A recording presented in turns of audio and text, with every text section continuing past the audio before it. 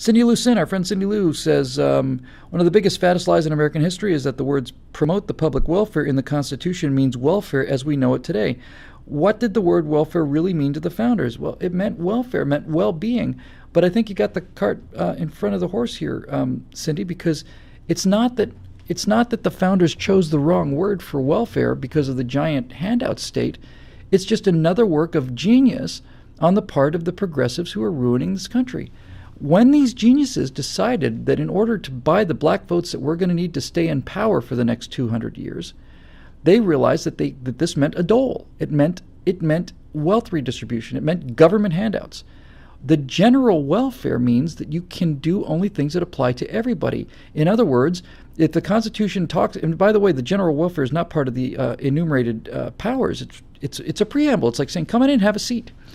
But if you were even to go and claim it had any authority, which it doesn't, but just let's say it did, it says the general welfare. What that means is, if you say you can spend money on a road benefits everybody, and defense benefits everybody. It's the general welfare. It doesn't mean I get to take money from you and give it to that guy, because that's not the general welfare. That's not good for you. It's good for him. It's specific welfare. It's limited welfare. It's targeted welfare. Okay? So, there you go. It's not the general welfare. But that's not really the point, Cindy, honestly. The real point is this chicanery and the genius involved in the people that set up the dole program, because the Constitution had been written for 100 years. And they looked at it and said, well, what does the Constitution provide for the common defense? Promote the general welfare. And then they realized, you know what? We'll call our wealth distribution welfare. Even we're so bold and shameless that even though that's the part of the Constitution that says that you can't do things for one people, you can only do it for everybody, we're going to do that. We're going to take money from one set of people, give it to somebody else, and we're going to name the program welfare.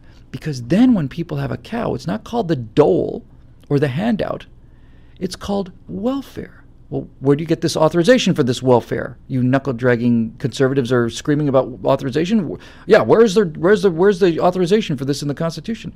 Then these progressive liars can basically say, well, right there it says promote the general welfare. This is the welfare program. It's right there in the Constitution. It says welfare. What's the matter with you?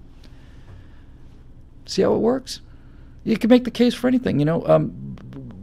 We the people of the United States of America, in order to form a more perfect union. If you want to make a program designed to take everybody's rights away, call it union.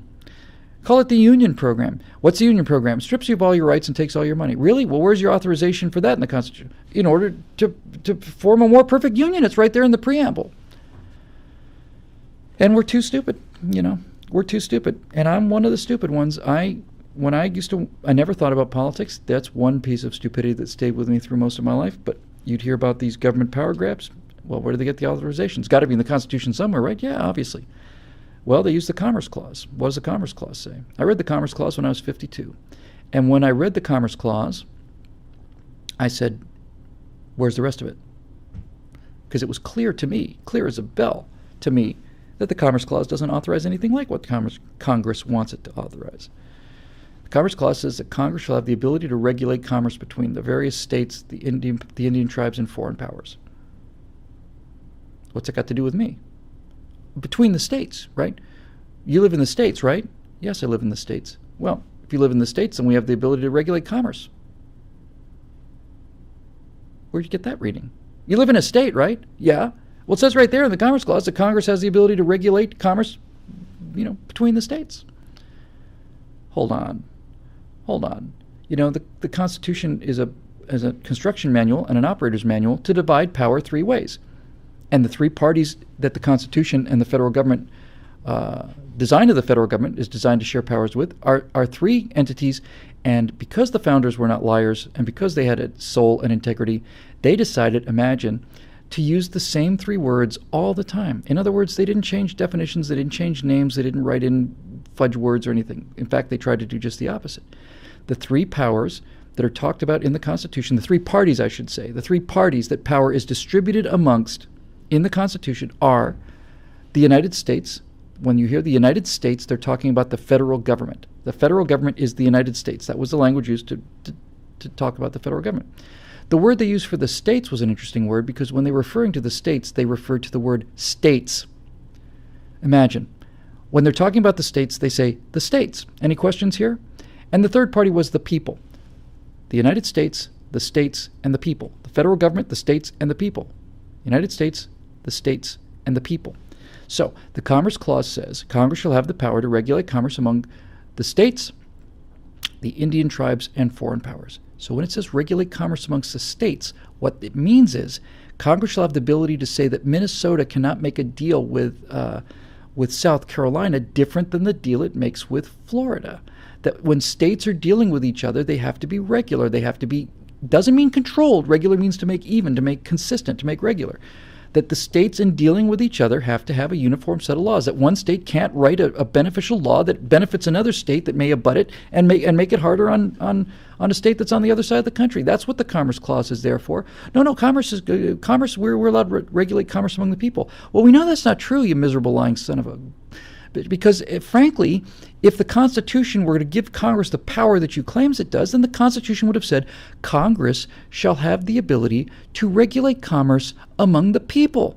But it doesn't say that at all. It specifically does not say that. It says among the states, the foreign powers, the Indian tribes. So, frankly, my friends, if you are a foreign power, or if you are an Indian tribe, or if you are, in fact, one of the 50 states of the Union, then Congress may have some ability to make your commerce even. But if you're not a state or a foreign power or an Indian tribe, they got no business telling you what to do. And it's very simple. And when people say to me, well, Bill, the Constitution, well, that's your opinion. The Supreme Court ruled that they have the ability to do this. My response is, the Supreme Court is wrong. Because the Supreme Court derives its authority from the Constitution, and the Constitution is written in plain English, and I can read an English sentence. So you're wrong. It's clear. There's no question about it. It's clear. It's like the Second Amendment, crystal clear. No. We are suckered into this legal kind of thing. Oh, the lawyers know better than. No, they don't. No, they don't.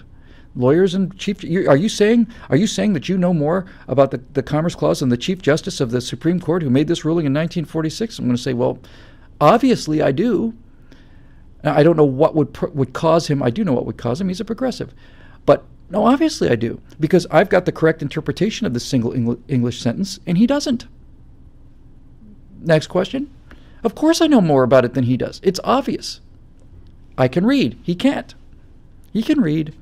He's making a decision and trying to pull the wool over the eyes of the rubes, and the rubes let him.